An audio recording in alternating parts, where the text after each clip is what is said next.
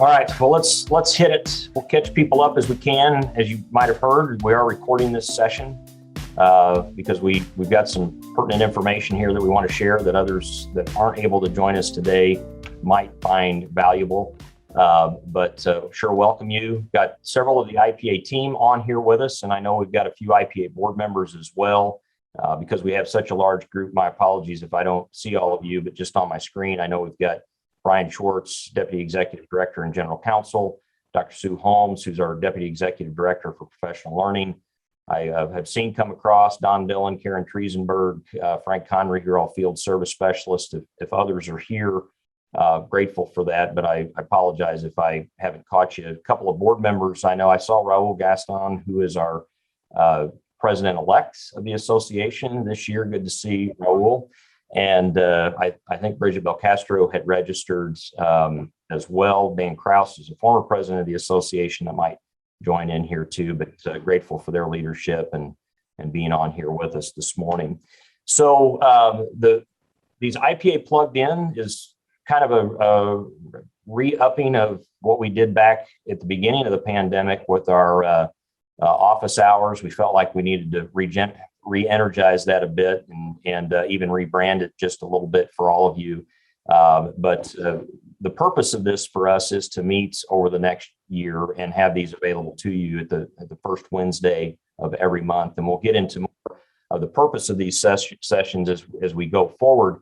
But, I just want to offer up this when I have the opportunity to be with all of you as school leaders, is that we just continue as an association, remain grateful for you and for the leadership that you're providing your schools. And I got to be honest with you, and I'm not saying anything that you don't already know because you're in the thick of it. There is no doubt in my 20 plus years now in education that this is likely the hardest start to a school year that we could imagine. And that's really something when you think about what we dealt with at the end of the 2020 school year, and then the start of the 2020-2021 school year. But this year, no doubt, has been difficult. It's supercharged. There's definitely a divisive element with politics and everything else going on, and the fact that we're worn out, we're tired, and I sure get it. And I was sharing with one of my principal exec counterparts here throughout the country just about, as an association, you run out of tools in your toolbox about how you can share your appreciation for people because you don't want it to come across hollow, but it is worth remaining to be said. And when I think about this moment in time right now, I think that this quote from Teddy Roosevelt is pretty relevant. And I paraphrased it a bit just to update it for today's time, but I'm going to read it to you and just hopefully let this soak in a little bit for you and encourage you as we get started here this morning. So it talks about daring greatly, and Brene Brown actually has latched onto this quote and writes about it a lot in her books, if you've ever read Dare to Lead. And that's what made me think about it for this morning, because I've read that book and it's outstanding. But it says it's not the critics who count, not those who point out how the strong stumble or where the doers of deeds could have done them better. The credit belongs to those who are actually in the arena, whose faces are marred by dust and sweat and blood, who strive valiantly, who err, who come short again and again, who spend themselves in a worthy cause, who at the best know in the end the triumph of high achievement, and who at the worst, if they fail, at least fail while daring greatly, so that their place shall never be with those cold and timid souls who neither know victory nor defeat. And I will tell you, in the majority of cases, for those that like to share their opinions of the work that you do via social media and otherwise, in my opinion, fall in that latter category there. So be encouraged by what you're doing. Thank you for daring greatly in this leadership. In the best of times, school leadership is not for the faint of heart. When you're having to continue to deal with crisis leadership in the way that you have, daring greatly is an absolute requirement. And I'm grateful for all of you for choosing that and hanging in there to do what's best for our kids. As many of you know, I've got 5 of them. And so it's real personal for me, not just because I'm in the business and it's a family business for me, but I've got five of my own kids that are counting on you and your counterparts to hang in there and choose to do what's best for them. So thanks for that. So purpose for IPA Plugged In, I started to reference that as we were getting started, but over the course of the year, we want to make sure that we are finding opportunities to connect and encourage one another. Obviously, we want to reflect and learn, and maybe we can have some fun throughout as well. Now, I will tell you today, as I alluded to earlier, we have a lot of ground to cover with you today. We want to talk about the executive orders really that have come out over the last 30 days or so. I'll have some information for you that's even pretty recent here from a meeting I had with the governor's office yesterday, and all of that. But let me just get into what our rundown is going to be here for today. So we're going to talk about that. We've got 5 bills that have been signed by the governor here recently. We want to cover that. I'll turn it over to Brian to cover a lot of those items for you, have opportunities for you to ask questions about that. And then also just want to encourage the importance of us being in community with one another to make sure that we're there and helping each other out and being available to one another so that we can get through this thing together, because it's not going to happen any other way in the best of times, but especially right now. All right. So let's get into it. As you know, we've had this most recent executive order that has come out from the governor's office. And basically, as you know, what it's stating is that it's September 6th, which is next week, all school personnel must have at a minimum the first dose of a 2-dose COVID vaccine series or a single dose COVID-19 vaccine, which would be the Johnson & Johnson. The other 2 would be Pfizer or Moderna, and be fully vaccinated against COVID-19 within 30 days following administration of their first dose in the 2-dose vaccination series. So in essence, that covers the gamut of the length of time that it requires for the vaccine doses to take effect, which you've got to wait. After you get your first one, you got to wait a few weeks, get the second one, and then it takes a couple of more weeks for that to fully kick in if you're getting Moderna or Pfizer. If you're getting Johnson & Johnson, then you have to have a couple of weeks before you're considered fully vaccinated with that. If people are not fully vaccinated, whether they just haven't gotten it done, and they're working on it, or because they're choosing not to, then they have to be willing to undergo weekly COVID-19 testing.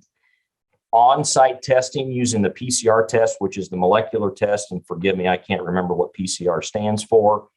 This is the preferred way to go, but antigen tests are allowable if necessary. Okay.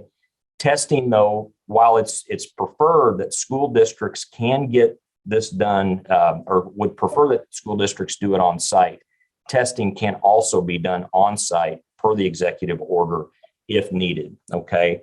So let me just get into a couple of other things with this that we heard from the governor's office yesterday, because IEA, IFT, IASA, IASB, which is the School Board Association, ISA is the SUPS Association, and myself, representatives from all of our organizations met with the governor's office just due to concerns that we had about us being able to really be up and going to meet the requirements of the executive order here by early next week, particularly where the testing is concerned.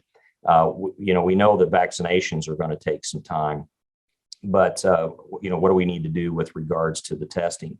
I will tell you that the administration expressed that with IDPH and I'm sure the state board, that they are working on a frequently asked question document with regards to the executive order and hoping to have that out as soon as possible.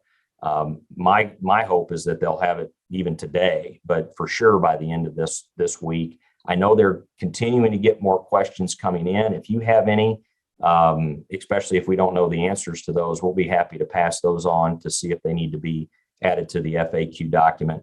But be on the lookout for that. All right. Now, we did ask about, this testing requirement, and if school districts are not in a position to be able to have them available for their team, by next week and get that started. And we were even exploring, the hope that we might be able to push off that requirement just a little bit so that we could give school districts some more time to get that running. Basically, what they said is that if on-site testing is not available, then the expectation is that educators will go to an off-site facility to get that done. Okay. There's Walgreens, there's CVS, there's medical facilities, all of that. I know it's not ideal. It's not convenient. There'll be some grousing about it, I'm sure, but that is the expectation, just so that you know that. Also, IDPH on their website has a listing of mobile testing sites that are available.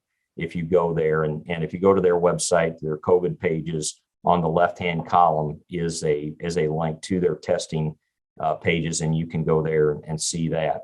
The other thing that the administration wanted to remind everybody with regards to this is that they can work with IDPH as well as others to assist you with setting up a vaccination site or a vaccination clinic, a mobile one, within 48 to 72 hours. Now, if they get a lot of requests, maybe that'll back up a little bit.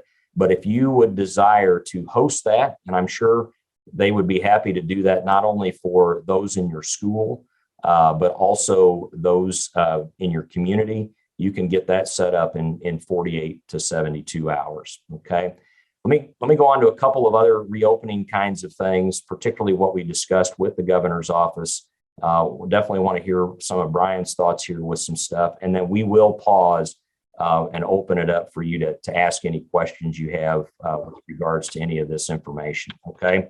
So one of the issues that we did talk about at length with the administration had to deal with just authority to quarantine. My apologies. Let me get back to that other slide.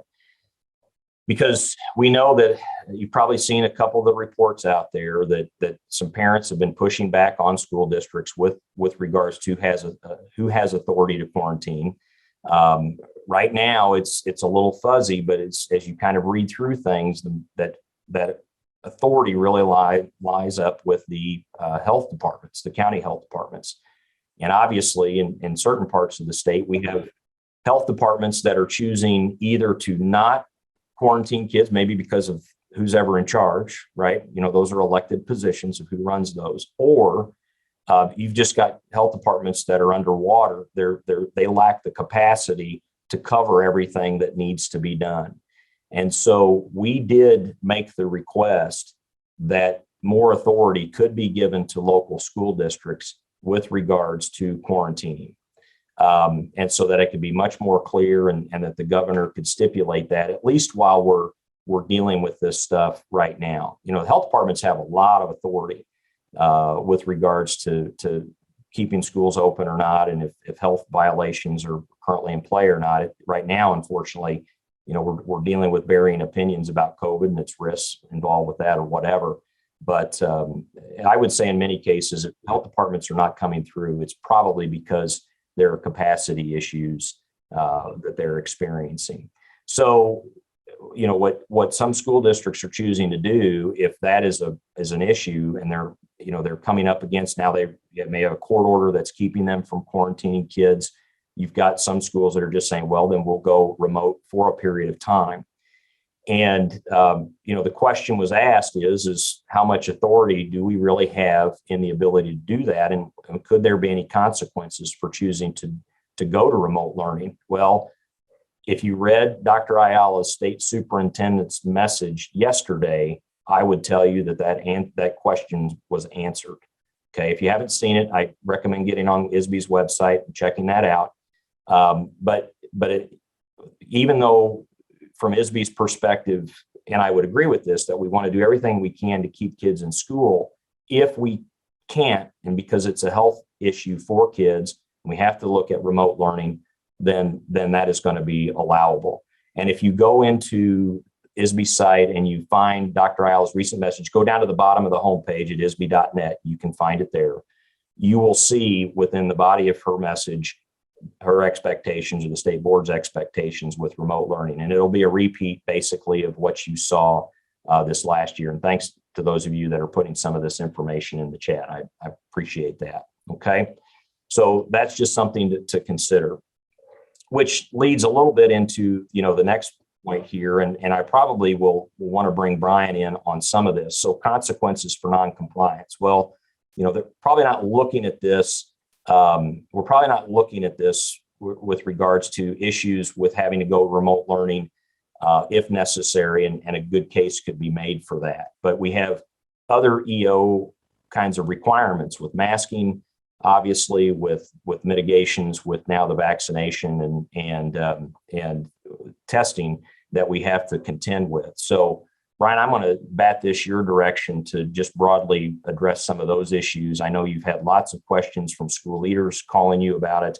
We've done a couple of presentations together with the Archdiocese and otherwise. I know you've been talking with some ROE groups and things about it. So would you mind just sharing out some of your perspective with some of this? And then once you're through that, we'll open it up for questions at that time. Sure, I'd be happy to. And good morning, everyone. Hope you're off to the best school year start possible under these difficult circumstances. So I just like to make 3 points just to follow up on what Jason said. And I did post the remote learning guidance in the chat area if you want a direct link to it. Otherwise, it's just on the isbe.net website. But I guess the first point that we are getting questions on is whether or not the governor's orders are legal or not. And I know that there's an attorney, Tom DeVore, is going around the state challenging the legality of those orders. From everything that we know, talking to constitutional experts, talking to legal experts in the area, the governor does have the authority to issue the mandates that he's issued. So I think we need to start with the presumption that those mandates are legal, and we need to protect ourselves from liability. We need to try to enforce those the best that we can. Regarding teachers and vaccinations or the testing, I know you've all gotten the letters from one to maybe a handful of your teachers that indicate that they don't want to be vaccinated or tested, and they list a variety of reasons, everything from a religious objection to vaccination to believing that the governor's order on mandated testing doesn't hold any water. What I would tell you is that if someone doesn't want to be vaccinated, regardless of their reason, they don't have to be vaccinated, but they do have to get the weekly tested. That's not an option. Again, operating under the assumption that the governor's order is legal. So if you've got teachers that won't vaccinate and won't test, it's really going to be a personnel decision whether or not those teachers continue to meet the minimum qualifications for being employed as a teacher in the state of Illinois and in your district. So that's when you're going to need to work with your HR department or work with your lawyer to determine how those teachers are handled, whether you possibly look for alternative remote job assignments for those teachers, or you move towards potentially, hopefully not, dismissal in limited cases. The other issue deals with students and quarantine. Tom DeVore, the attorney that I just mentioned, was successful getting an order down in Carlisle, Illinois, which sits south of Springfield, indicating that schools don't have the power to quarantine. So what do? We can't let kids who've been exposed to COVID back in school. And unfortunately, if you look at other states, we're seeing kids get very ill, and we've even seen a couple of student deaths from the Delta variant. So we've got to protect kids. What Carlisle did is they kind of turned the court order on its head and just are going to remote instruction for everyone. Now, I am of the firm belief that under Section 1029 of the school code, the board has the ability through board action to provide for remote instruction for all kiddos, if that's the direction you want to go. But that again is a board decision. If you don't feel, or if there's an order in your particular county that you can't quarantine kids. So those are the 3 questions that we've been getting. Jason, why don't I turn it back over to you, and we can open it for questions from the audience. Sure, appreciate that, Brian. Thank you. So, like at this time, to just open it up to you to please unmute yourself if you have questions. I think that's going to be the best way for us to do that. I'll try to do our best. Sue and I can monitor the chat here as best we can. Before getting into the questions, though, because I want to make sure I say this so I don't forget it. That's been a rumor that's swirling around a little bit that we talked to the governor's office about yesterday was, we were hearing this, the other organizations were hearing this. Is there a chance that the governor is going to call for the whole state to go full remote after Labor Day?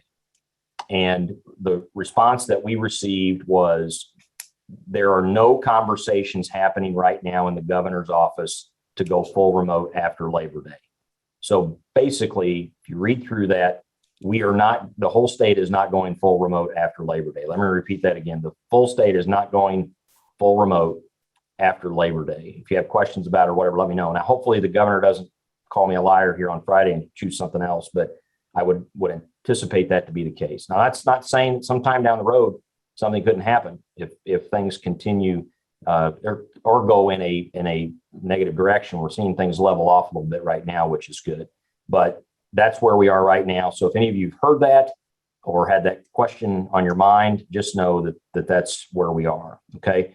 So Jeff here put in the chat, heard a rumor about possible non-testing option as it goes against an individual's personal conscience to do so. Any traction on that rumor? Is it anticipated to be medical or religious exemption? So Brian, what's your thoughts on that?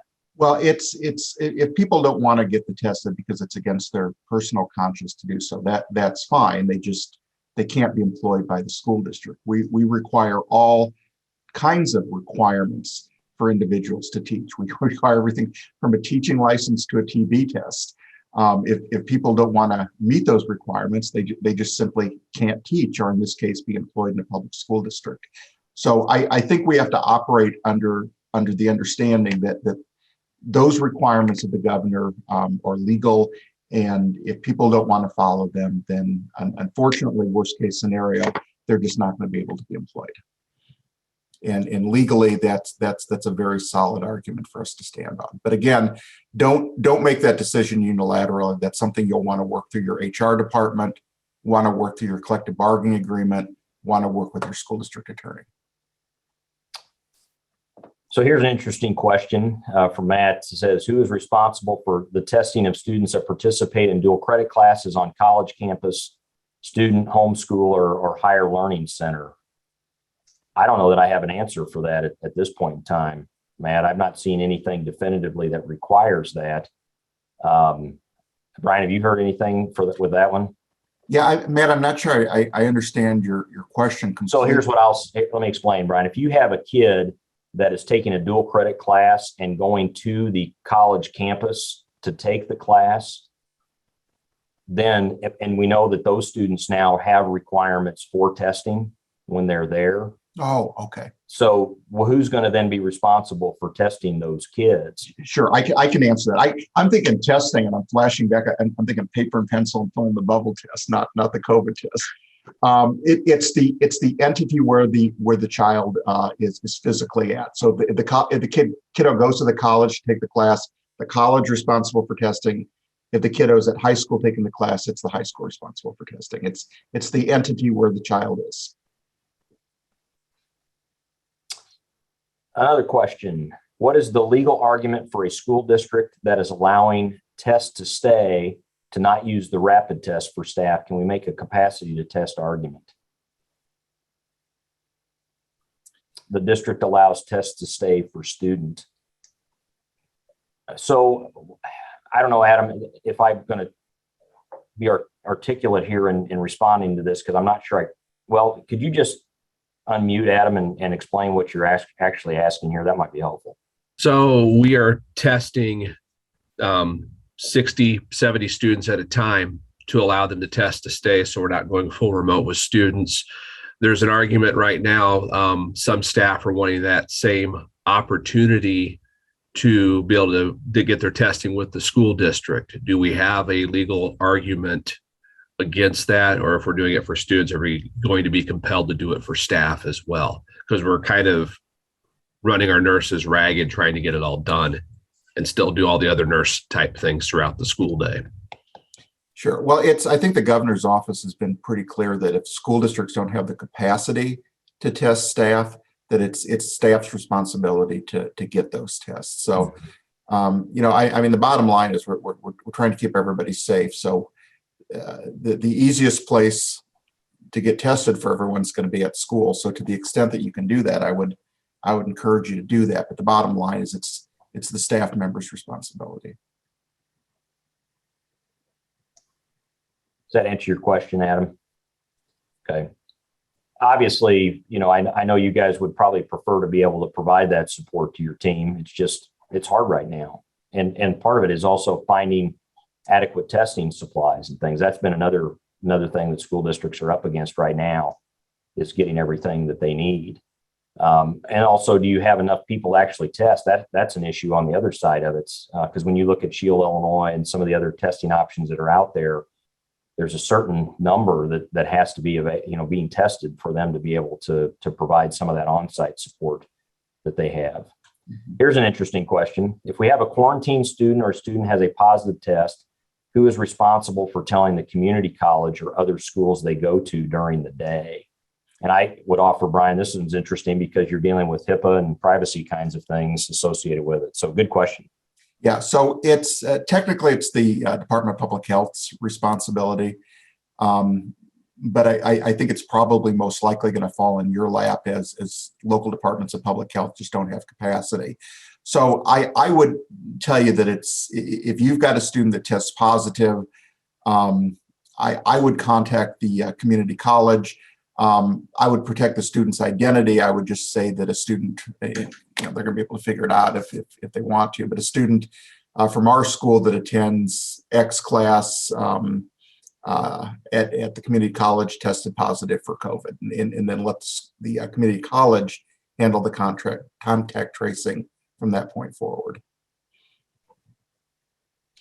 And it's kind of nice when one educational entity is talking to another educational entity where the student's registered, because we share some of those HIPAA and some of those FERPA responsibilities together, so we can share some information more liberally. Thanks for these questions, everyone. Anything else on your mind here? You can open up your mic and just let us know, or if you want to throw something in the chat. But that's why we're here. Any other issues you're dealing with? Hey, Jason and everybody. First of all, thanks for hosting these. This is awesome. My apologies. I'm on 2 Zooms, so I got the big face on the phone going. But I had a question about how many folks, when you do have students that are in quarantine, if you've had this situation yet, are providing synchronous instruction to the classroom. And my apologies if you guys already covered this a little bit. We're working with our teachers currently on 2 options. One would be to obviously Zoom the students directly into the classroom in sort of a blended model like we've done currently, and previously. And then secondly, an option to potentially do the equivalent of like a 25 minutes, because then we would in totality give 2.5 hours of instruction during like an office hours outside the day model for students if they aren't able to Zoom in. I'm just kind of curious what folks are providing. And given especially Carmen's update yesterday, where it kind of was really emphasized about the need to have a 2.5 hours of contact with the student on a daily basis, and sort of an interpretation of that is we have a direct contact with the kid, and whether folks are providing that and how they're providing it, I'd be really curious of. Yeah, that's a great question, Dan. I think it's going to be a capacity type of issue, depending on what districts feel like they can do. Anybody willing to open up and share? I saw Bridget texted in that they're not providing synchronous instruction, asynchronously only at this time. Anyone else have any thoughts on that you wouldn't mind sharing with Dan? Yeah, here we're doing where they can Zoom in. The teachers are doing either Google Meets or Zoom, depending on what they're using, into core content classes, not exploratories and PE, for different reasons. One, we don't want kids on a device from 8 to 3:30, but it's more of a, I hate to say it this way, but more of a fly on the wall as opposed to directly instructing through Zoom, through the actual device, because you have 20 plus kids in front of you. You're teaching the class and the camera's angled. We use Google Classroom to get materials out, resources, things that the kids need to accomplish, and then they get to see what the teacher is doing in the class. It's kind of like more like live stream than remote, if you want to call it that. Thank you for everyone that's putting some of that into the chat as well. Raul, thanks for your comments. Also grateful for that. Yeah, thanks, Raul, since you're right down the street. So no wonder I'm getting some of your parents that have the older siblings, man. So that's all right. The live stream is, I think, the route we're thinking about going, not so much a Zoom hybrid instructional piece as much as it'll be, the just stream in and see the instruction happening. So I appreciate that. And as people are typing in the responses, just probably a good reminder that the requirements for remote instruction have not changed in terms of number of hours we serve kids. And keep in mind that at this point, the only kids that we are required to provide remote instruction to are kiddos that are under a quarantine order from the local health department. ISB has changed that a little bit. First, it was only kiddos that couldn't be vaccinated and are exposed. Now it's all kids who are have been exposed and are under quarantine order. So on this issue, and I'll tell you something you already know and are doing and deal with just as the leaders that you are, but obviously working very closely with your team, your teachers, your union leadership on this and working those details out is important. Just know from the state level policy perspective, because it seems like every time I'm on a call with IEA, their president comes across, and I think she's outstanding, but on this issue, because of what they hear from their membership often is the instructional mode of doing both in person and virtual simultaneously is something that they hate. And none of us would prefer it, obviously. So I think we get it. So just understand that's a consistent message that they're sending at the state level. And if that ever were to trickle down and have influence there and how your people would want to look to handle this, just be aware that that's what's happening at the state level also. So just some FYI for you. Any other items before we move on to some other bill action that's been happening here? So Jennifer asks, we have a teacher meeting with the students at minimum of 20 minutes per day. And I'm sorry, that was here we go. Do dual credit students, this is from Brian, do dual credit students have to be vaccinated or tested if they are off the community college campus or Brian, would you mind opening up your mic and clarifying it? Because I'm not sure I'm quite following what your question is for that. Yeah, so the kiddos, I'll just say this because I'm not sure I fully understand the question. And I wasn't, Brian, I was asking the person that asked the question, not for you. But if you know the answer, that's great. Go ahead if you know the answer on that. Well, I would just tell you that kiddos are going to have to follow the requirements of the educational entity that they're at. So they're at the community college, they're going to follow the community college rules. If they're at the high school, they're going to have to follow the high school rules. Okay, appreciate that. Well, let's do this. I have a question. Yeah. So we were in the process of actually starting to look at the possibility of some field trips, but does this indicate that anywhere we would have to have like the field trip group, like if we went to like a local farm, they would all have to be vaccinated or tested? Is that my understanding? Yep. So probably no field trips. Bridget, I think that the executive order kind of dances around that issue, but I think from a safety protocol and to make sure that your insurance is going to be applicable and kick in if a kid gets sick, everybody that comes in contact with those kids on the field trip should be vaccinated or have a negative COVID test. Okay, great. Thank you. Well, and I would offer, because that's a great question. Anytime you're looking at doing anything in that regard that might be outside of the scope of a normal school day would be to be talking with your insurance company as part of those discussions when you can. Obviously, full-time volunteers or others that are in your building frequently also have to comply with this as well when you look at what the EO has to say. Because the definition of school personnel is really pretty broad.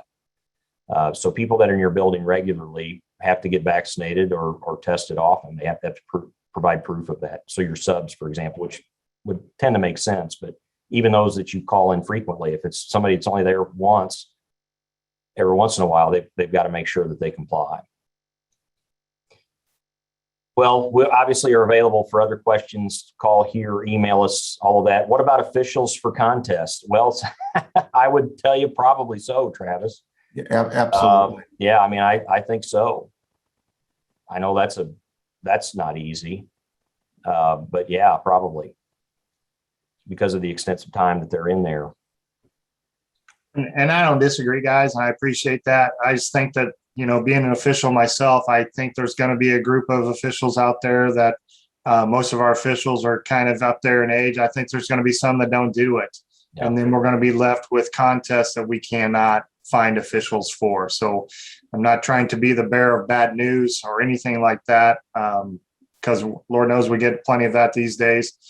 We need positive news, but I do think it is a possibility that we'll all be confronted with not having enough officials. Yeah. Well, and Travis, yeah, I agree with that. And I keep stressing, I guess, a couple of things. Number one is they don't have to be vaccinated. They can Correct. still get the negative test. And, the bottom line here, if we start getting pushback that I just quite frankly and very bluntly told people, we're trying to keep kids safe and alive here. And that's the most important thing.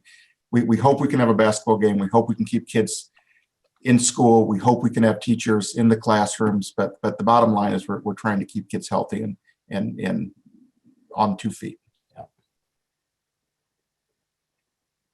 All right, let's move on here. Well, we got another one came in. That's okay. Let's keep them coming. Is the testing at the employee expense, or are testing facilities allowing free weekly tests? Well, I think up through maybe October 1st. And so I know there's always risk in me throwing a date down that might not actually be correct, but I believe a lot of this testing has been being provided at no cost, but that is going to end, where then insurance companies or the individuals, would be required. So, teachers could be made to pay for these tests themselves. That is because that is a condition of their employment that they have to make sure they do it. We don't, the school districts, we don't pay for their re-up of their license on every 5-year cycle, those kinds of things. But, I think if the district is able to do it and provide it on site, this is an allowable use of ESSER dollars. And my guess is your collective bargaining unit's likely going to want to talk to you about doing that, especially if you're going to require it off site. Brian, you got any thoughts on that? Well, to make things easier on yourself, call your health insurance company. Most districts provide health insurance to their teachers, either at your expense or their expense, and find out whether or not those tests are covered, where they can get them for free. Because my experience has been that there's plenty of places to get those tests that won't cost the teacher or employee any out-of-pocket dollars. Great. Another question: what's the time frame for a negative test? For example, does it have to be within the previous 48 hours? Do you know that one, Brian? Because that does not. Well, the executive order just says tested once a week and have a negative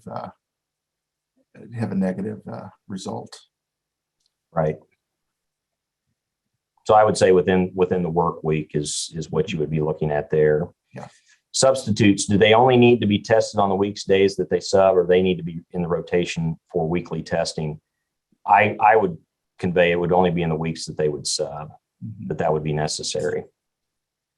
Yeah, there was no specificity in the EO about that, but I don't think that they would need to undergo weekly testing unless we were to hear something otherwise. Curious here, this would be one more for the group. How many schools are offering COVID days to faculty and staff? If not, can those who can effectively do their job from home able to do so and avoid using a sick day? I'll weigh in real quick because we're writing that MOA right now with the union, and it was at their request. They have asked if either COVID days, additional sick days, or the opportunity to instruct from home, but they want the qualifiers that the staff member has to have already been vaccinated. So no option if you're unvaccinated. They want to be sure that your exposure was at work and not outside of work. And again, this is coming from our union, not from even us. That would cause you to have to take those times. And once those two thresholds are met, then you'd have the opportunity to either have additional sick days if necessary, or even the opportunity to provide remote instruction from home. And we would still need a sub or another adult in the classroom with kids. So that's where we're at currently today. And we're trying to work that out with them, but they wanted the pieces in place that, the third one is if you have children that are eligible to be vaccinated, you also, those children would need to be vaccinated. Now that's a local, agreement we're making with our union, but that was at their request. So Dan, that's a great response. So it is a bargaining issue. It's a term and condition of employment. So it would have to be done through the union. And what I'm finding is when the union requests to bargain on that, it's usually the school district that says everybody in the home's got to be vaccinated, every eligible person, in order for those COVID days to apply. So I'm glad your union's being proactive with that too. Thanks to those of you that are chatting in your responses to that good question. And if you've got other thoughts, please continue to do so.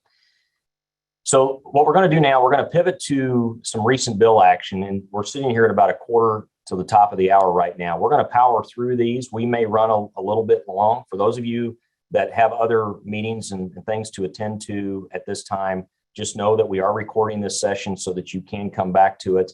But would prefer to get through these things now so that you have them available to you even in a recording and not wait another month for our next IPA Plugged In session. So we'll just go through this until we're done. We'll answer any questions you have along the way, and then we'll wrap up as soon as we're finished, and we'll make the recording available on our YouTube channel. Okay. So Brian, going to turn this over to you, and just let me know as we're working through that. Pop your mic off if you have questions, and we'll go from there. Okay, thank you. And yeah, please jump in if you have questions. We're gonna do 5 bills in 10 minutes or less here. And these are all, I think, pretty easy and self-explanatory. And we've tried to provide some text for you on the screen. So one of the things that the legislature has really never understood is that our schedule is different from theirs. And we find that a lot of bills go through the process and are signed into law in late August after school has started, and they all have an immediate effective date. So what we try to identify for you here are those 5 bills that are in effect now, that went into effect within the last couple of weeks, and we're going to have to kind of change the process midstream here as we move forward. So the first bill, I think, the first new law, I think you've all probably heard of, and that is that kiddos with an IEP who turn 22 during the school year, their 22nd birthday falls during the school year, they now have a right to finish the school year and receive services free of charge, and to have their IEP continued. If the student and the parent don't wish to continue, once the student turns 22, that's fine, but we do at least have to provide them the option.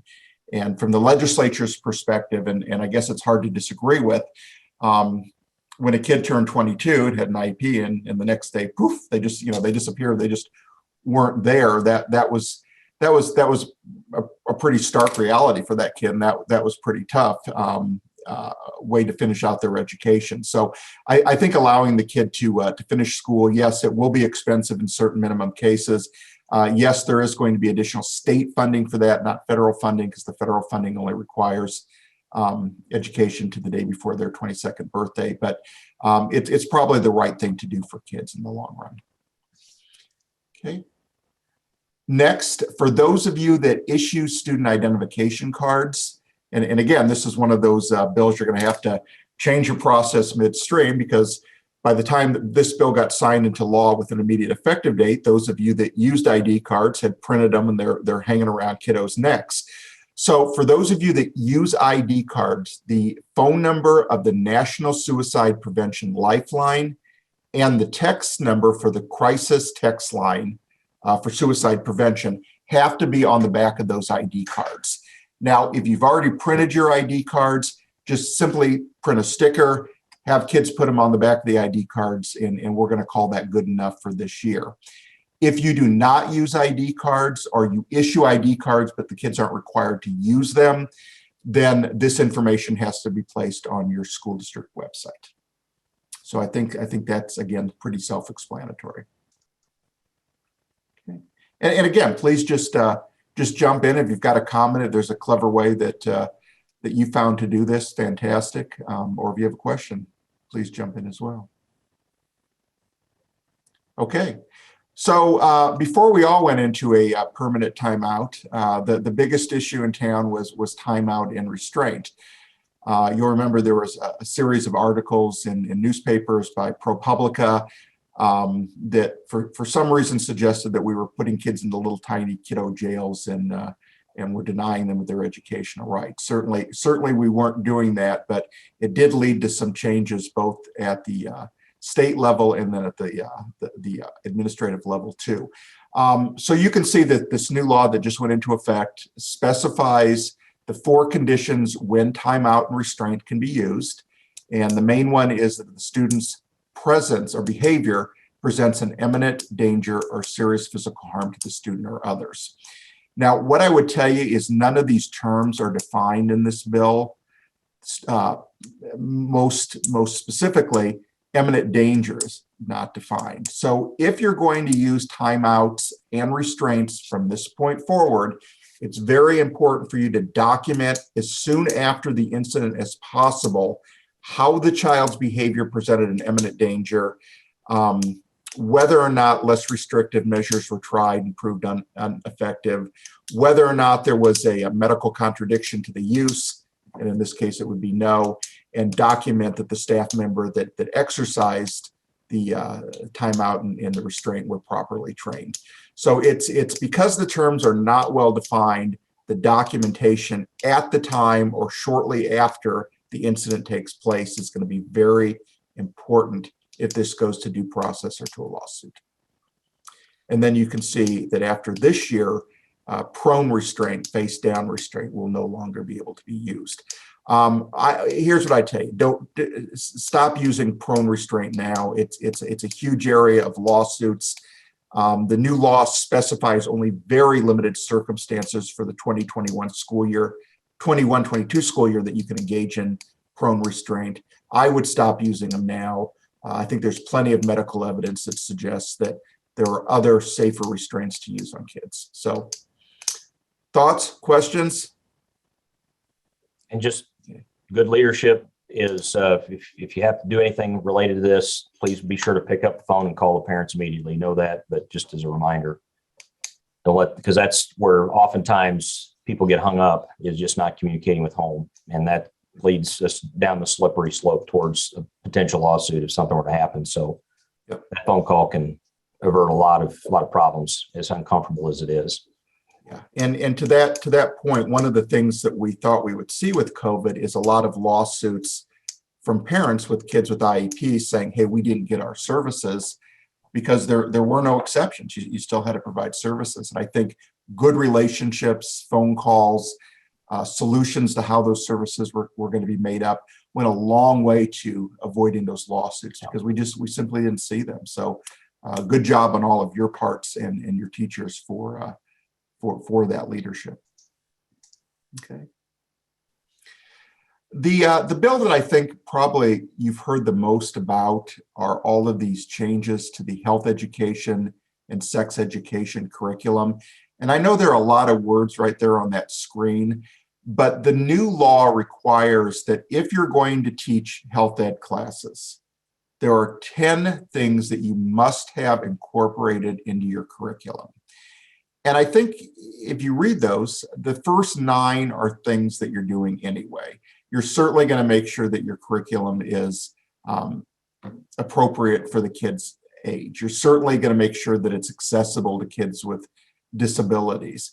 You're certainly going to make sure that it's not biased and generates any kind of stereotypical discussions. The only one that I think really adds a new component to your health eds and your sex eds classes is number 10 there. And you know, here's what I tell you. I would provide this list, and it's on our website as well. I would provide this list to my health ed teachers and just make sure that they're incorporating number 1 through 9 into their curriculum, and then number 10, making sure the new items are getting taught to kids too, as appropriate based on the kiddo's age. Not a big deal. I don't know why this bill got so much attention. It's very very easily incorporated into the curriculum. Okay, and then lastly, go ahead. I was going to make sure pause on this one, because this is, I just get a sense, and maybe this will be for us to have further conversations about in the months down the road, but for sure some of these issues. But I would offer, you know, once we get school settled in, and hopefully we'll get into our routines and not dealing with too many quarantine issues in the weeks ahead as people work through this. But I sense that, making sure we're ready here, as well as CRT and some other things as school leaders, we're just going to need to make sure that we're well prepared to be sure to respond to our public on. So those will be other things we'll talk more about, I'm sure, down the road. If you have any questions right now, we're sure here for you currently. And I want to circle back real quick. Kim Hefner asked a question. She said that her CPI certification ran out with regards to restraints through COVID. Is there anything she can do right now waiting to get that back online? I don't know of any other than you have to be very careful with that. In the meantime, until you can get your recertification back up. So here's what I tell you, Kim, that was a big problem with COVID, because part of the 8 hours of training that's required actually requires you to demonstrate certain holds and techniques. And, that can't be done online. I would probably, to the extent possible, try to use those individuals who still have a current certification in terms of physically handling kids.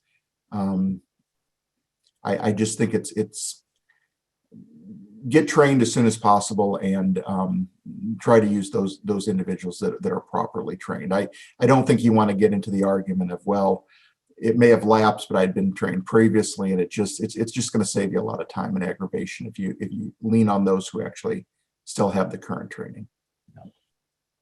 Yeah, I agree with that. And then the last item that we had, Brian. Well, I know this is the reason you're all here, and that is mandatory recess for school administrators. No, not really. Mandatory recess for K through 5 kiddos. So interestingly enough, I think it's important to see where we've come from with some of these pieces of legislation. This bill originally would have required for K-8 kiddos, kindergarten through 8th grade, 1 hour of unstructured playtime per day.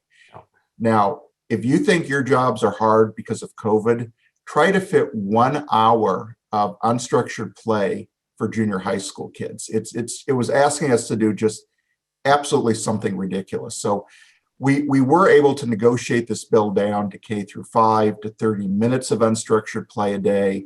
You can break that into 2 15-minute blocks. If your school day is less than your 5 hours, that 30 minutes is prorated. But I think this is probably something that you're already doing anyway in K through 5. After lunch, recess, that will count. Before or after school supervised play will count. So there's a lot of ways to get to your 30 minutes. And I would just caution you that when they talk about unstructured play, I'm kind of amused that they then go on for like 7 pages to structure the unstructured play. But one of the things we have to make sure of is that we are not withholding recess as a punishment. Now, can you provide for an alternative recess as a punishment? Yeah, you can certainly do that. But we're going to have to make sure that to the extent humanly possible, all K through 5 kids get 30 minutes of unstructured play per day. And that is in effect now. Question here in the chat, and if there are questions about any of these bills, please be sure to open up your mic or throw it in the chat. This one's unrelated to these bills, but what is the status of the bill regarding the change in teacher evaluation cycle? Yeah, Steve, I'm glad you asked that. So the governor signed legislation that technically goes into effect January 1st of 2022. And that bill provides that you can, with your union, negotiate a evaluation cycle for tenured, proficient, or excellent teachers of once every 3 years rather than once every 2 years. Now, even though the bill goes into effect January 1 of 2022, I know a lot of districts are working with their unions to implement that this year. Technically, it was designed to go into effect next year, but if you can get it done this year, get it done this year. There's nothing that would keep you from doing so. Good question. Question here from Bridget with regards to the PE legislation. Brian, can we invite them to do a reading book club during recess? It would be voluntary to join. Probably not. And Bridget, there isn't going to be the ISB police that come and monitor your recess. This will be a compliance check on the Regional Office of Education compliance check that they do. It's supposed to encourage physical activity. So I guess maybe if you're jogging while reading the books, yes, but otherwise that probably wink, wink doesn't meet the intent of the law. Audiobooks. There you go. What about a student in ISS, in school suspension? Again, you've got to figure out a way to get those kids up and moving along, because it is not meant to be used for punishment in any way, shape, or form. So just know that the requirement will be for them to find some opportunity for some activity. Yeah, absolutely. If possible. Can recess be withheld for the times outside of the 30 minutes? Say we have 45 minutes. Can we use the additional 15 for that purpose? Absolutely. I would say yes. I mean, the minutes are the requirement there, that you have to make sure that you get in 30 minutes through the day, whatever that is required. What is the status on conversations around using student growth and professional evaluations? So ongoing. And I will tell you, the unions, while IFT would like to blow up the evaluation system altogether, IEA is much more pragmatic in their approach around conversations. And I've talked to them multiple times about that.